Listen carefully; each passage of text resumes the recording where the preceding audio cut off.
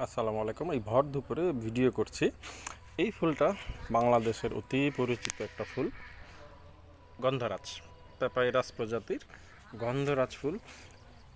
এটা এই প্রজাতির একটা জাত থাকে যেটা সারা বছর ফোটে, কিন্তু আমার এই পুকুর পাড়ের যে জাতটা, এটা সারা বছর ফোটে না। তবে এই যে আলহামদুলিল্লাহ যে পরিমাণে ফুল এসেছে, মানে আমার ঘর এখান থেকে মোটামুটি অনেক পেছনে, আমি ঘর থেকে গন্ধ পাই। খুবই সুগন্ধযুক্ত একটা ফুল, গন্ধরাজ নামেই যার পরিচয়। আর এইখানে আমি অনেকগুলো গাছ লাগিয়েছি। এটা হচ্ছে শিউলি ফুল, এটা হচ্ছে বকুল ফুল, এটা তো আপনারা চেনেন অনেকেই, হলুদ ফুল, এটাকে অলকানন্দা বলে। এই ফুলটা অনেকে মাধবীলতা বলে, এটার অরিজিনাল নাম হচ্ছে পুষ্পমঞ্জুরি। এই হচ্ছে অবস্থা। গন্ধরাজ ফুলটা পারলে আপনাদের বাড়ির আঙিনায় লাগাতে পারেন,